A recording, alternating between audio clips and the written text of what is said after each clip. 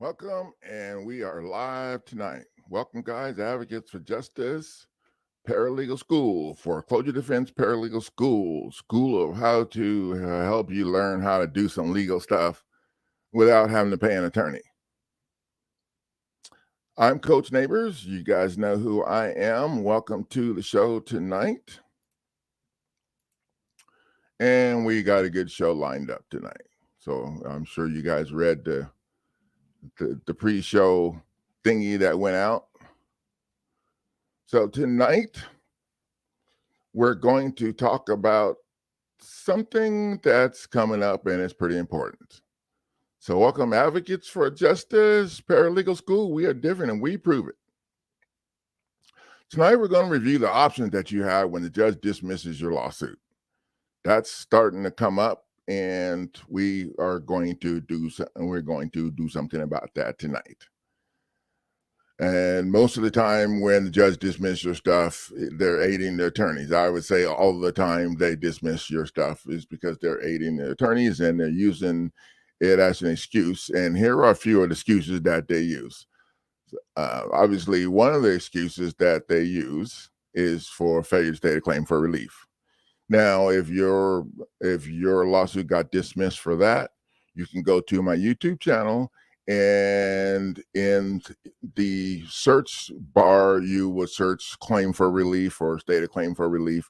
And I have several videos in there that show you how to state a claim for relief. I even show you a cheat sheet to use when you're stating a claim for relief. The cheat sheet is also posted in the comment section, so you can copy and paste it from the comment section and then just have it laying on the table next to you while you're working on your document. So that it was designed for that reason. Now, one of the other things that they dismiss your case for is the Rook and Feldman doctrine, which is ridiculous.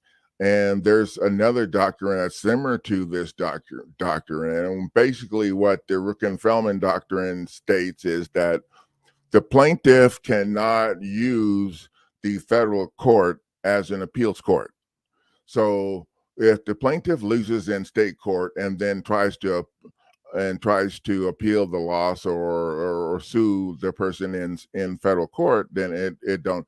But see, the judges, they misapply this doctrine because no one checks. And if you check, you will see that the wording in the doctrine states that the plaintiff cannot file. Well, you're not the plaintiff in state court in the foreclosure against your property. So that excuse for dismissing your lawsuit is ridiculous.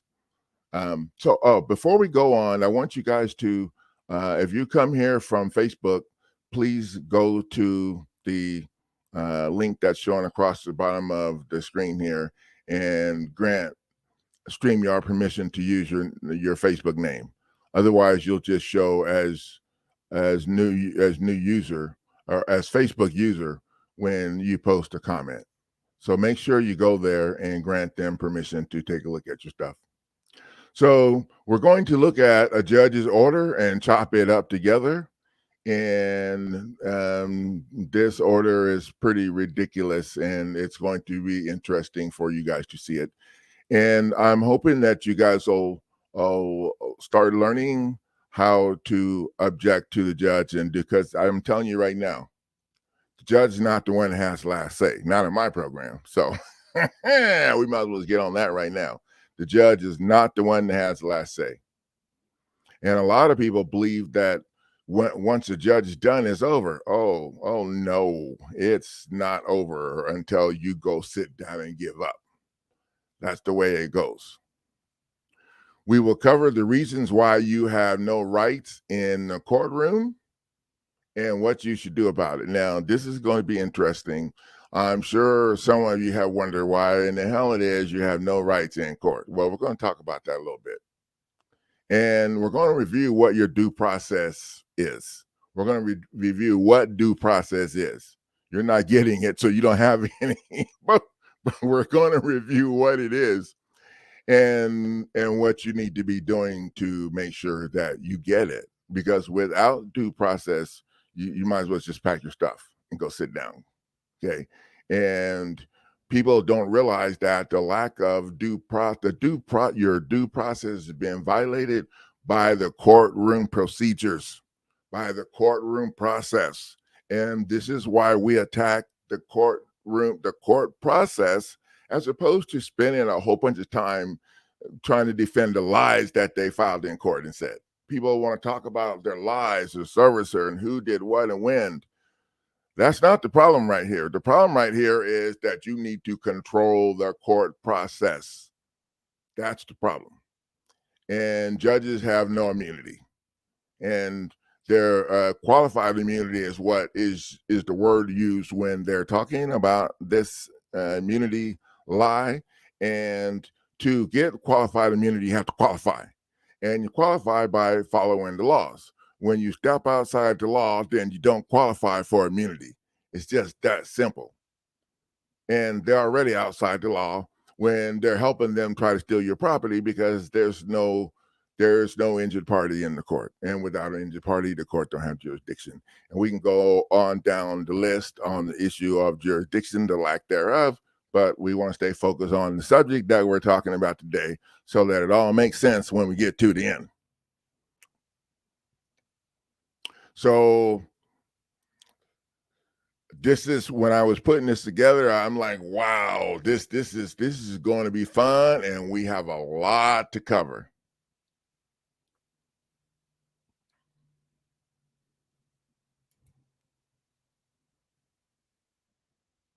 Just checking here to see if anybody checked in yet.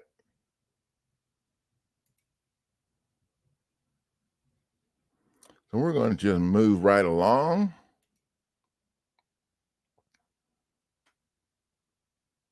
Now, I'm going to help you open up your educational path to the truth and provide you with options that should work according to their legal system. If not for their fraud. But hey, at least you're going to be starting up near the front of the line. And people that are making moves now are going to be the ones that have the upper advantage. Because I'll tell you right now, there's going to be so many things, foreclosures going down, people being homeless, that they're not going to have time. Their attorneys and these bar members that are stealing people's properties are not going to have time to deal with people that are fighting, scratching, and suing them. They're not going to have time to deal with you, because I can tell you right now, they're going to be thinking, man, I could have had 10 more foreclosures, but I'm sitting over here with this person suing me. And I'm answering to, yeah. So that's how that's going to go if you're on Guy's Highway, Coach's Neighbor's Highway. Now, you can manage these options and be more specific in your success if you don't believe anything that the bar members have been teaching us to believe for the last few years. You will be able to understand the options that you're going to learn and have a better chance at implementing them and being successful in staying in your house if you don't believe any of the stuff that bar members have led you to believe. Folks who do the best in my program, when they forget everything that they've learned about the conventional foreclosure defense program that was structured by the same attorneys that are trying to steal your property.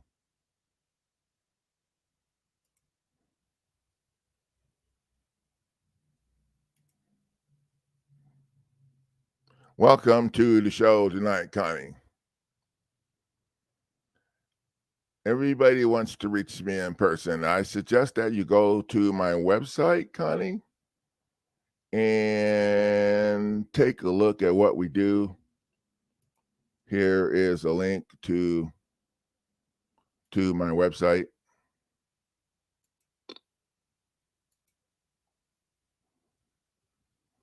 We have the tools and you do the work. And if you click on the links, Connie, it'll take you over to my Sam Cart offer, and you can see the instructional videos for whatever your situation is that you're trying to get handled. Our time in conversation will be on Facebook. That's the easiest place to catch me because I know, the phone calls are like a million at a time. So the best place to catch me is on Facebook. Our time is better spent after you go to the website and figure out what you need to do, if you can do it, and get your package, and then call me and we can start moving forward. Otherwise, we just spend the time talking about your stuff, and we're not going to use any of that stuff that people want to talk about in your program, in my program, because we don't go into court and defend the lies that they said. We're going to drag them into a different court and sue them for those lies that they said. So that's how we do that.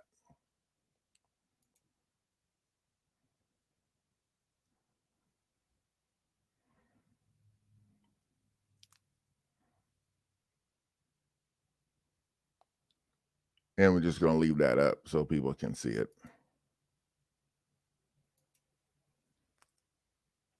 So in this program, you must rely on the facts and the documents you invested in, and use the information as a tool to help you control the court process. That's what this is about. We don't worry about trying to get in front of the judge and have the judge ruling on favor, and none of that, because you guys already know that crap don't work. That's not the way it works.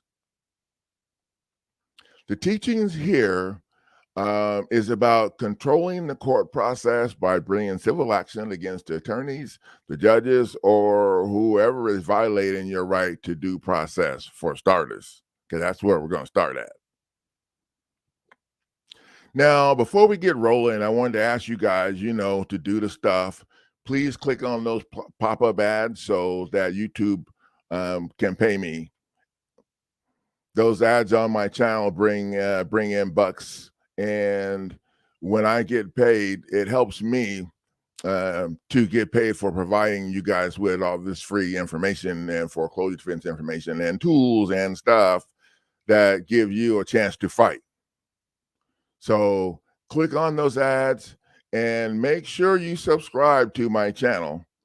I need 2,000 people subscriptions to step up to the next step on the YouTube situation. So you guys make sure you subscribe to my channel and click on that bell so that you receive notification when I live stream or when I post new videos. And one last thing, please, my YouTube streams can be shared as a video as well as my videos that I upload. So you guys please share my videos on your social media, on your Twitter, on your Instagram, on your something, whatever you guys young people do. And also on your Facebook for you old people. I got something for the old people too. So make sure you share my video. It helps me get more people in the program, because I want people to see that there's an option, and it's an affordable option, and it's a serious option. So make sure you share my stuff.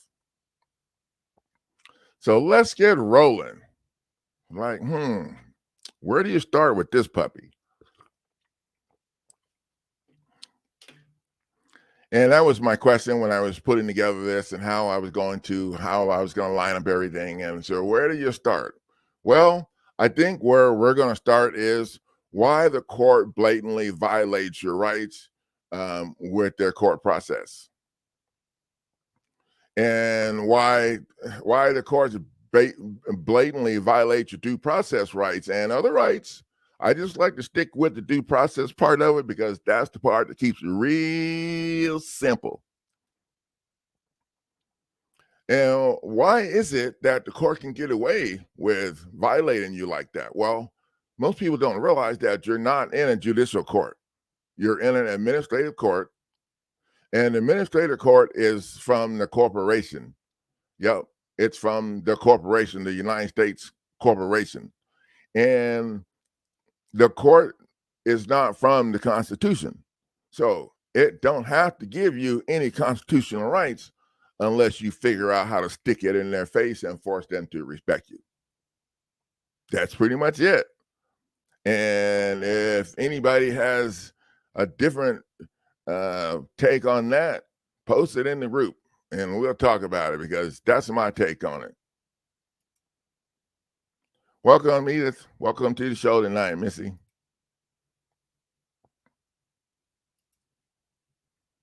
So you're in an administrative court while they're doing judicial. Okay, now you see how that's twisted up, but they're not going to tell you that.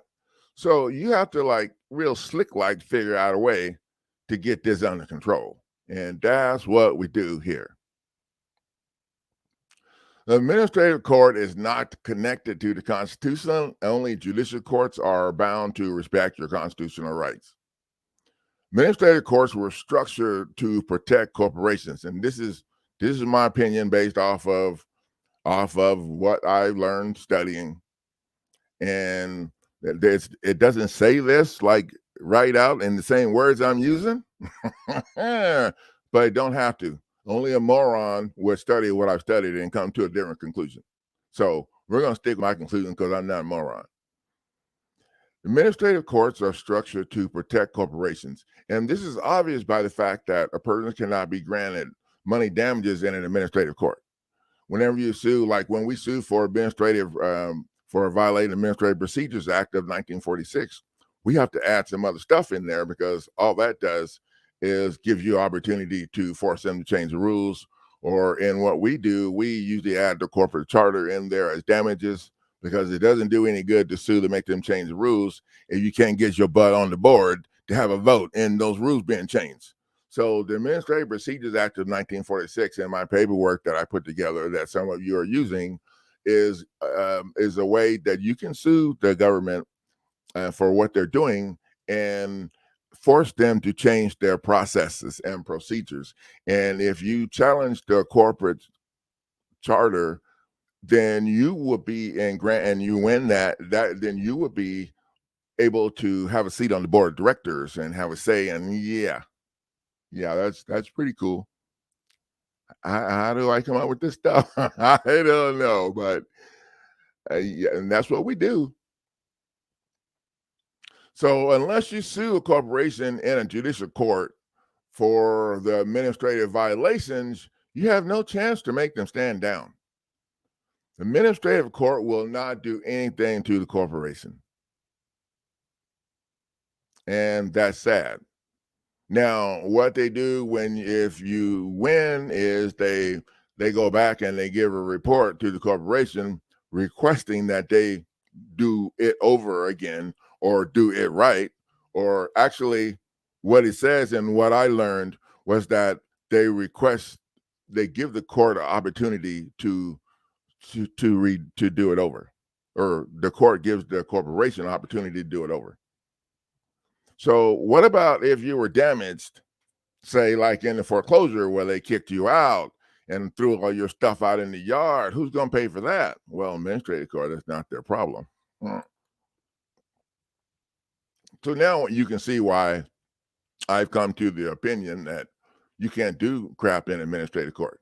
And this is one of the reasons why, in my opinion, have people call me and they'll tell me, "Hey, I'm a secured party creditor, and I did all this stuff." Well, that's administrative stuff, and they don't have to pay any attention to that because they're over there saying, "Well, it's not judicial, so why should we listen to it?" But then they're over here doing the same administrative stuff to other people. Yeah, so none of the rules apply to them, and if you haven't figured that out already, you're lost. I'm just saying. Now let's get on to the judge. And this is pretty much what the main subject of tonight's conversation is about. What you need to do when the judge is dismissing your stuff when you're the plaintiff.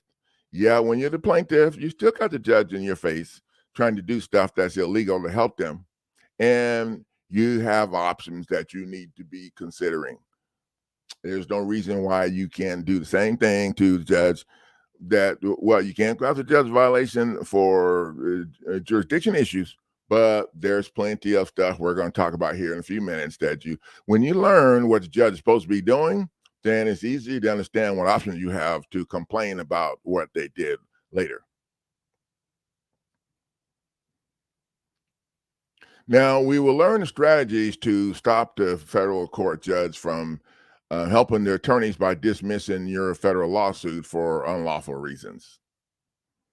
And we also must learn how to hold a federal judge liable for suggesting that you do stuff that rob you of your right to due process, like in the order that we're going to be looking at here in a little while.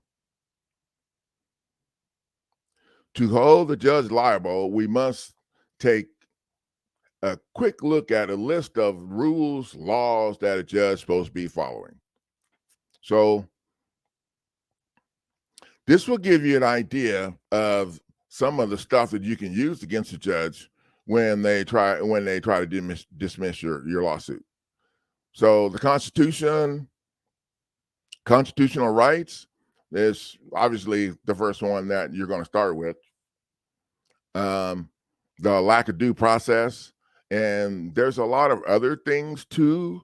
But I think when you start with the due process violation, it gives you a good foundation for what they're doing, and it addresses the court processes and procedures. And I'm going to change one of the documents to include this due process violation. So I talk about it, but I really didn't do my homework on due process issue until today, and it fits right in with the court violating you with their processes. And this is why we don't spend any time, very little time, Connie, going over all of the stuff that everyone wants to talk about that happened, and everybody's case is unique and all of that. We don't go over spend too much time on that stuff because we're not going to be defending any of that stuff. We're going to be going after them for the lies that created the situation that people are in right now. So it's not good, efficient use of our time to talk about all of those things when we know we're not going to be using them. I'd like to be talking about your game plan for going forward. That excites me. It doesn't excite me to hear what the attorneys did to you because I already know. I'm just saying. So constitutional rights violation, lack of due process, violating the federal rules of civil procedure. They're supposed to be following all of this. Oh, wait, we're not done. They're supposed to be following the federal rules of civil procedure, federal laws, and a judge's oath of office. And that's just the quick list that I came up with right off the top of my head. But I'll tell you right now, and you'll see when we get into down below a little further into the program when we talk about the due process violations, you'll see how powerful that is and how it's so blatant and fits right in. We just been using the wrong stuff, but hey, we figuring some stuff out up in here thanks to the group, the Facebook page of 600 and something people that I get real-time feedback from, and our group is full. Now, this list is just a starting point to pick violations from. It's just a starting point. Okay. I'm sure there's other things that, for me, I like to stick with the due process violation because, and you'll see why here in a little while, that keeps it simple. But that list is just a short list to start from when you're trying to figure out how you need to complain against the judge. When a judge violates your right to due process as a plaintiff, you must act ASAP. Otherwise, they will continue to violate you until they're able to throw your claim out of court, to dismiss your claim. That's what they'll do. They'll keep on violating you. They'll keep on telling you to do all this stuff that's crazy, making you jump through their hoops. And then when they get to making you jump through the hoops, they move the hoop and throw your stuff out. And they know that most people are just going to go sit down. Oh, the judge threw it out. There's nothing I can do. Oh. Yep, you'll find out there's plenty that you can do. So when the judge throws your stuff out, dismisses your claim to help the attorneys, you must object immediately, demand reconsideration, and then I would recuse the judge for failure to remain partial. And I would also add the fact that the judge violating one or more or all of the issues listed above. And then after you recuse the judge, then you can sue the judge as just like you can in state court. If the judge is doing all of this and violating your right to due process, you can sue the judge. It doesn't matter if if you're the plaintiff and the judge is helping you with your, oh no, that's not how that works, right? The judge don't help you with nothing. Yeah, right. You guys see what I'm saying here? Everybody calls me all maxed out. Well, what is the difference between the state court judge and the federal court judge as far as the strategies and the stuff? There ain't no difference. And some people freak out because the judge is supposed to be somebody or whatever. The judge is a damn crook and they're stealing from people. And they put their pants on one leg at a time. And you can sue them too, just like they're trying to do you. And that's what we're learning how to do, run their own plays on them. Now, you know the judge is going to try and help the attorneys. So you should be ready for this. There's no reason that someone should be contacting me all maxed out because they got something from the court and letting me know the judge is helping them. If you watch the instructional video for the lawsuit package that you invest in, you will see that I say right in there that the judge is going to help them. If you use my stuff, that is the only way that they can get the case moved on down the road, is to have the judge help them. Because we don't go in arguing or talking about none of the stuff they want to argue about. Their system is structured so when the arguing's over, the judge gets to help them. It's pretty simple. People need to remember, in my non-conventional foreclosure defense program, you have the last word, not the judge. You have the last word if you got the courage to stick it up in a judge's face. How did I do with that? I did good. I didn't say any cuss words. Okay, good. Many people give up after the judge's ruling, and they never challenge the judge because they think once the judge rules, it's a done deal. Those people aren't in my group, I hope. If you are, I don't know about you. It's sad. You can challenge anything, especially if you understand that your rights are being stepped on by the court processes.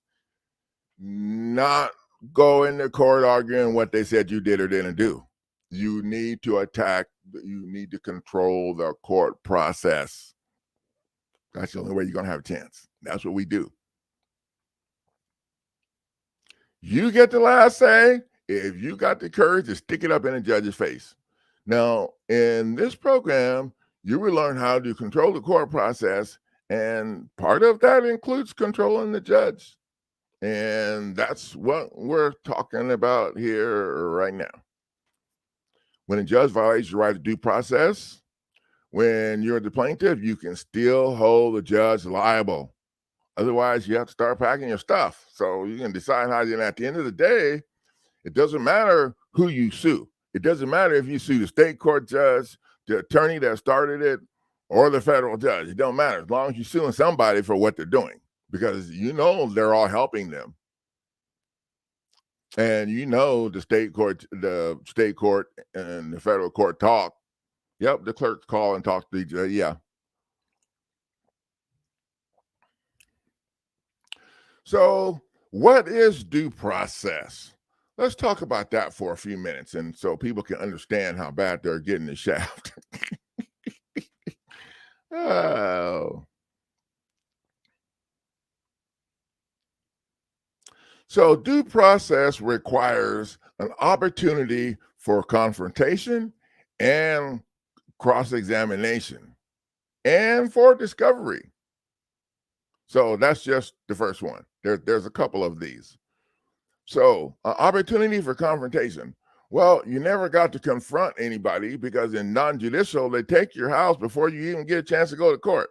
And the non-judicial foreclosure program, in my opinion, was put on the books as a way to have an opportunity to process a property after the people packed up and left. But we're stupid and we haven't figured it out. And they figured out that we're stupid and we don't know. So they can do the non-judicial foreclosure on everybody. And about half of the states do non-judicial foreclosures where they send you the notice of default letter that's the beginning of the foreclosure process. And they tell you got 30 days to pay all the money that they said you owe them, plus the attorney fees, plus still your hope fees. And if you don't pay all of those, then they're going to sell your house in 30 days. So that non-judicial process it's ridiculous that they can even get away with that. But we're learning. We are learning. So you never had an opportunity to do any of this. So obviously your due process is violated. And this is why we have the strategy that we use. Instead of planning their stuff, we want to file your own lawsuit. Now, with that being said, if you don't have the money to pay to file your own lawsuit, then you can file my stuff as a counterclaim in their case.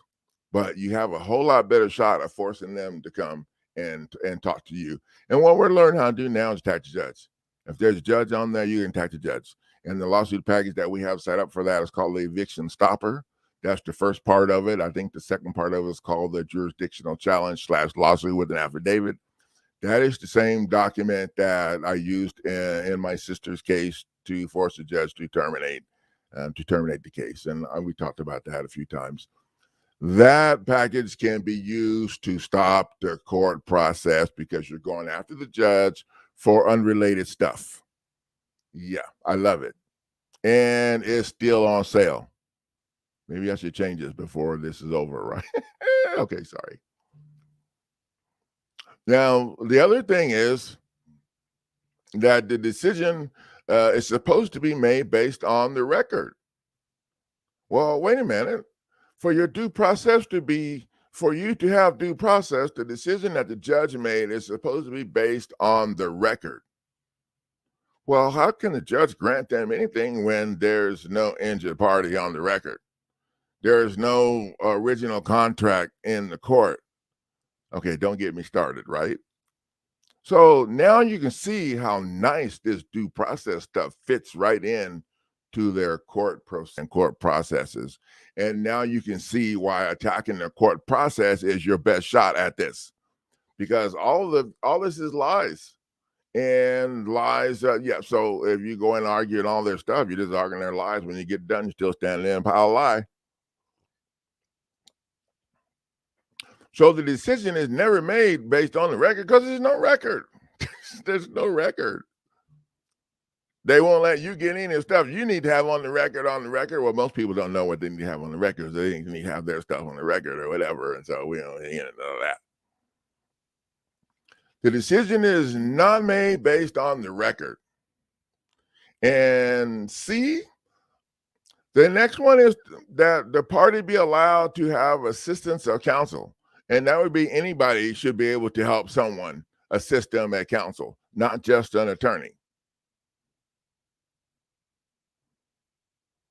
But the first two are the most important ones. You don't get an opportunity to confront anybody. The attorney is the only one up there, and the attorney is the only one that signed the document to initiate the foreclosure in the first place. So there's no lender. It's just the attorney illegally acting as a third-party debt collector. And this is why we add the attorney to the lawsuit as number one defendant. Mess up that whole little world. And this is why we control the court process. That is the most important thing, learning how to control the court process. Now, I hope the light bulb got turned on here, and you now can see why controlling the court process is more valuable than arguing the lies that the attorney filed in court. Because you can argue those lies all day long. If you can't stop it, you're going to be in trouble. And arguing those lies are not going to stop the court. I think you figured that out before you come, and that's why you contacted me. When you file a lawsuit, there are plenty of legal issues that you can use to challenge a judge if they dismiss your claim, helping the attorneys. And if you do the right thing, even as long as you are still in court, they're not going to be able to, legally, they're not supposed to be able to move forward with doing anything they need to be doing. And if you do this right, the first thing that you need to do if there's a state court proceedings is attack state court judge with a eviction stopper package that I have on my website. And you need to stop the state court judge,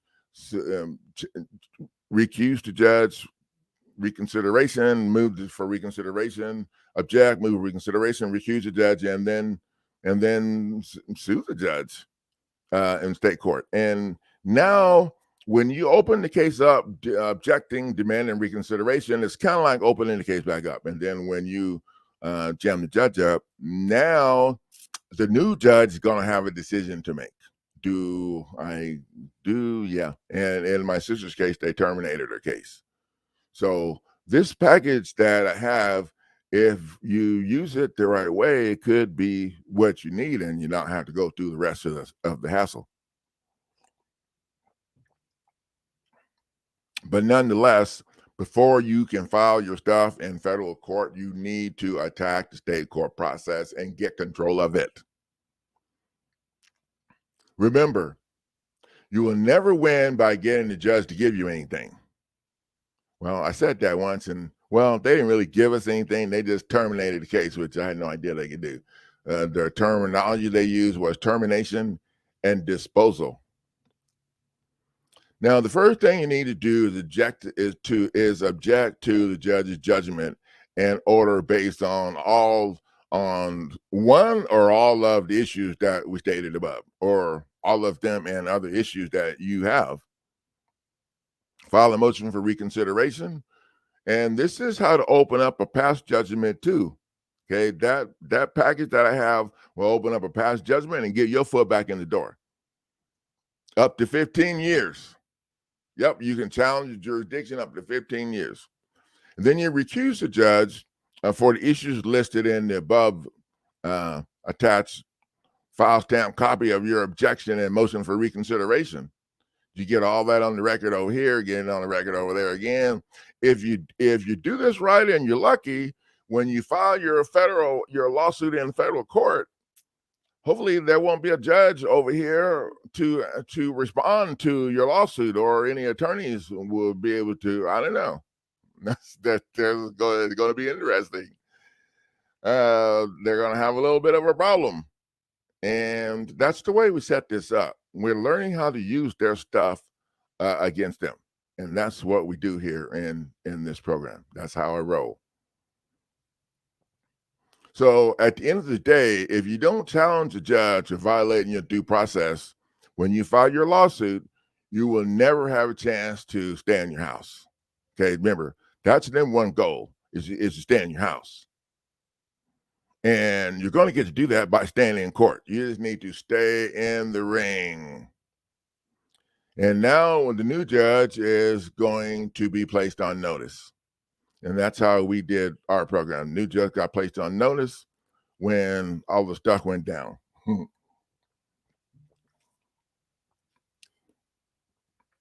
Now, we're going to take a look at the judge's order here, and it's from New York, and we're going to chop it up. So let me open up my screen share here so we can take a look at it.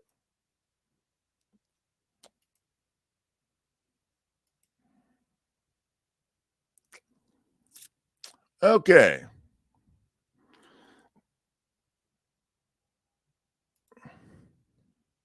Now, this came from New York, and I'm just going to post it here so you guys can read it. I kind of separated paragraphs into individual paragraphs and changed them just a little bit. So I'm going to work from my notes and talk about this instead of reading it from there, because that writing is really small. But you guys can read that, and I'm going to give you a second here, and then we're going to talk about it. Now, in the first paragraph, it says, the court has reviewed a letter submitted by the defense counsel for the attorneys, and I blocked their name out, and the letter submitted by the defense counsel, and hereby grants the defendants leave to proceed with a pre-answer motion to dismiss the amended complaint.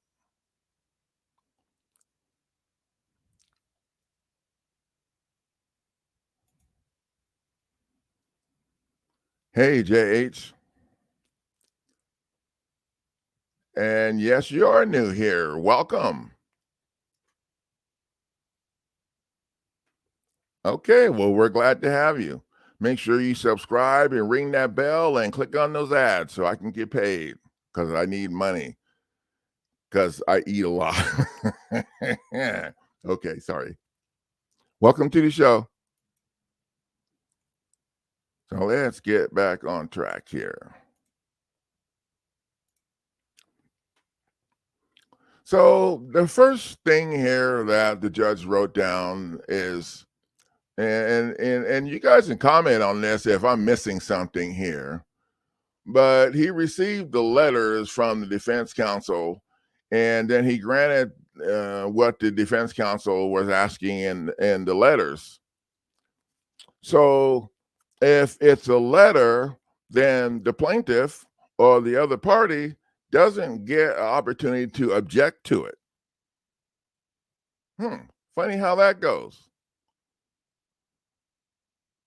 And you'll see how this fits in when we move down a little bit further. So now the judge accepted the letter instead of making these people file a motion in the court that the other party can object to and get their side to. Oh, the impartiality out the window, out the back window, the impartiality gone. The defendant shall file their motion by Friday the 24th, and I haven't checked the days on that. I don't understand why the judge is being so informative here. I mean, you have the number of days that you have to do stuff, but and there's a reason. And this is how they start out. They start out with things to get you to comply, make you jump through the hoops, and then move the hoop. And then the plaintiff shall file his opposition by Friday, the 29th at 5 p.m. And the defendant shall file their reply by Friday, November 19th.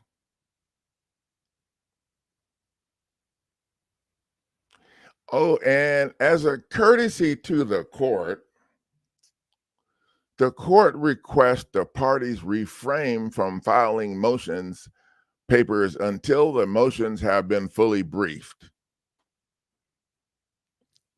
So who gives a crap about the courtesy to the court? I mean, come on now. And why would the judge ask you to do that? Why would the judge be asking you to do anything different? If and so this is interesting. If the parties elect to file their motions only once it is fully briefed, the notice of motions and all the supporting papers are to be served on the other party, along with a cover letter setting forth whom the movement represents and the papers that are being served. So what in the hell is that? So why would you want to file a cover? Oh, wait, we'll get to what the cover letter's for here. We'll get to that. Only a copy of the cover letter shall be electronically filed in advance of the fully briefed motions, and it must be filed as a letter, not as a motion. So why would the judge want you to file it as a letter and not as a motion? Because my stuff is fire and they can't ignore to throw it out. So they're trying to get you to file it as a letter so nobody has to rule on it and the other party don't have to answer to it or nothing. And then at the end of the program, Judson said, oh, well, there's nothing that controversy here because a letter doesn't mean the stinking thing. And I'm just floored that a judge would ask somebody to do this. So this is going to be a fun one to object to and put the judge on notice. Overnight mail to the court attention, court chambers. So one of the things that I've learned is you want to do the opposite. Because the judge is helping them. They're all bar members. You want to do the opposite of what they tell you. Yep, you want to do the opposite. Now, none of this stuff that the judge is telling him to do is in line with the federal rules of civil procedure. Those are the rules that you're supposed to be following. The judge is supposed to be following them. The attorney is supposed to be following them. The state court is supposed to be following the federal rules of civil procedure. Everybody's supposed to be following these rules, the civil rules of the federal rules of civil procedure. So how in the world can a judge ask them to do all of this other stuff up here that is not in line with the federal rules of civil procedure? Isn't that a violation of your due process? Yep. I'm just shocked that it's so blatant. So when you guys are filing your stuff in court, you need to learn, you need to do some research on your due process rights.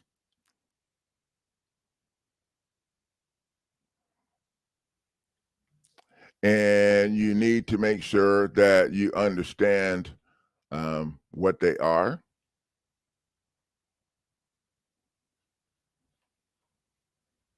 And you need to use them to stick in the judge's face when the judge dismisses your stuff that you filed to defend your property. That's what this is all about. Now, there are a couple of new things I want to share with you guys while we're sharing. Let me get it opened up here. We set up I have now the non-judicial foreclosure defense, wrongful foreclosure lawsuit DYI online course for non-judicial foreclosures as well as judicial foreclosures. I have both courses up and going now, and I have both courses set up for payments. So if you are interested in the course, then you can get into the course with a $300 down payment, and then 3 payments of $300 that you set up to come out of your credit card on the day that you choose when you enroll.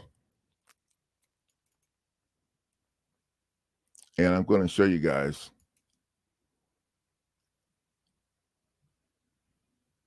what the package looks like, what the course looks like. And I'm going to put a link in there.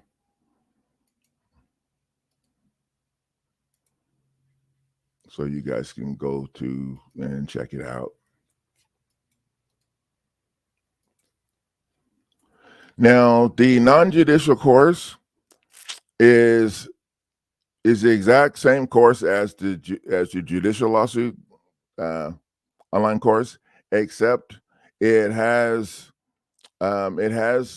additional stuff in it to address the issue of, one, most people in non-judicial foreclosures are in the eviction process. So I have the documents in there, the lawsuit package that you need to stop the eviction process and get control of that whole situation in state court. And that's the upgrade that I also did that upgrade to the judicial online course. I added that Eviction Stopper package to it, just in case people have a judgment against them or are facing, they can just go in and stop the judge right there at the gate and get it under control before they file their lawsuit in federal court. So that's what this package was designed to do.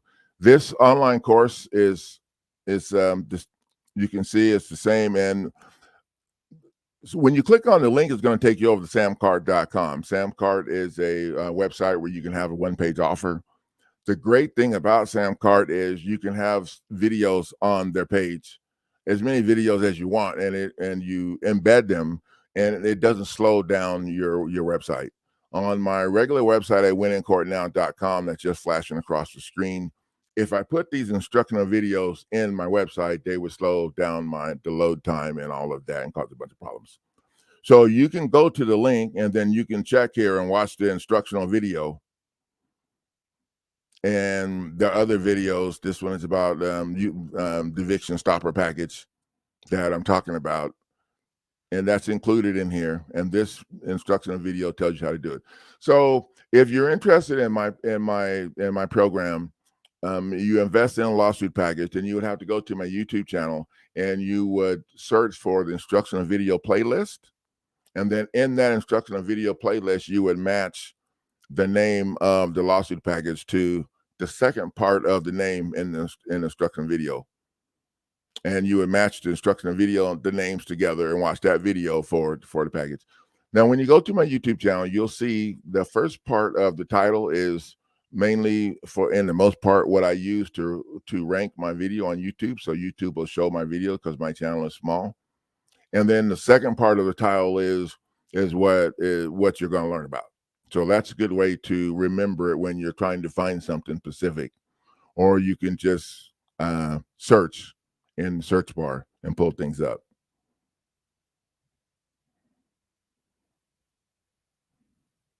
So this is a little bit about the online course.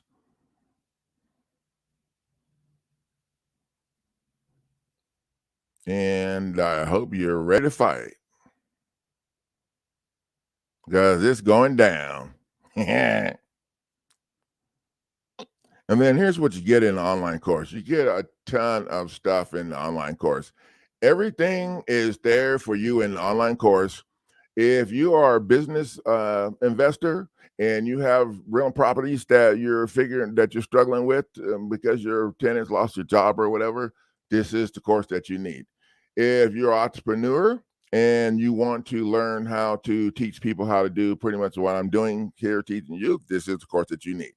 So this could be an investment into your future. And our program could be the most important discovery in foreclosure defense that anyone's seen in a long time. I haven't seen anybody helping people actually learn how to do this themselves to give them a chance to fight. And that's what this is about. So you can see all of the stuff that you get here. And I have figured out how to set up my Teachable website to accept payments. So with schedule, and this is a really cool video here on how to file an answer to their BS. And then these are some of my Google reviews, some of my older reviews. I haven't had a chance to put any of the new ones on yet, and this is real cool. This gives you a rundown of the other stuff packages that I have, and I'm in the process of learning how to do a bundle. So if people want more than one thing, that I can figure out a way to set that up so that you get a deal if you buy more than one package. But here we have the non-judicial. We have the judicial. Well, this one's really cool. The 42 U.S.C. Section 1982 Civil Rights Lawsuit Package. I'm going to post that in the group so you guys can see that.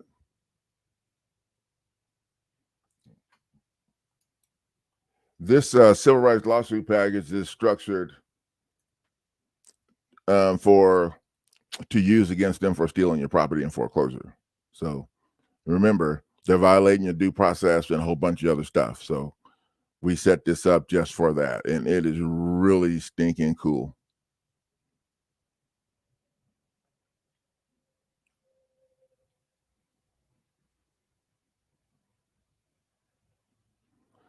Okay, we're going to turn off the screen share here.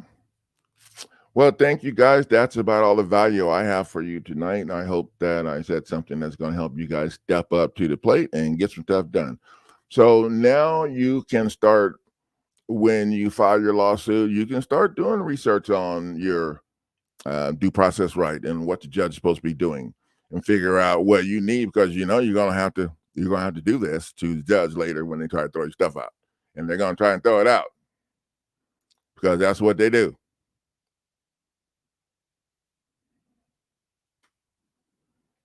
Well, Jay, you're in the right place. You need to head over to my website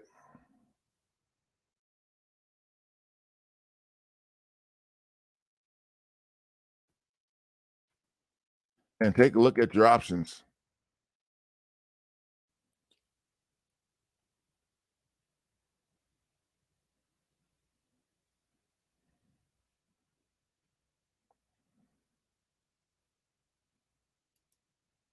Let me see if I can get you another link to put in there.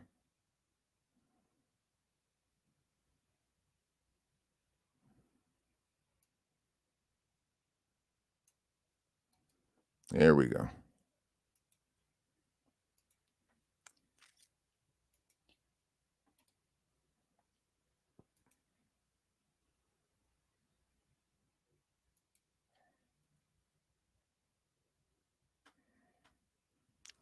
So you guys can get over there and take a look at the options that you have, because you got some options. Winincourtnow.com. That's where we keep the fire.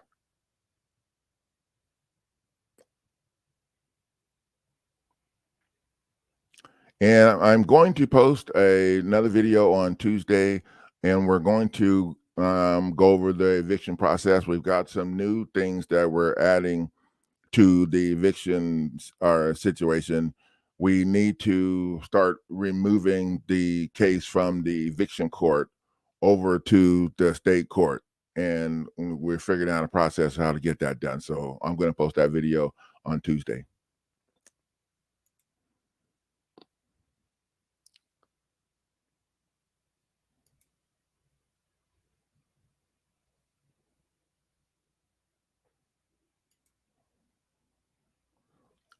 You're welcome, JH. When you do your research, you'll be able to find me. The best place to find me is right here online. You can send me a friend request, and then you can just message me or, hey Ralph, good night, buddy. We're about to head out the door. You can click the rewatch button, because I think what you're going to find what we talked about today to be very valuable. Good night, you guys. See you in a couple of days.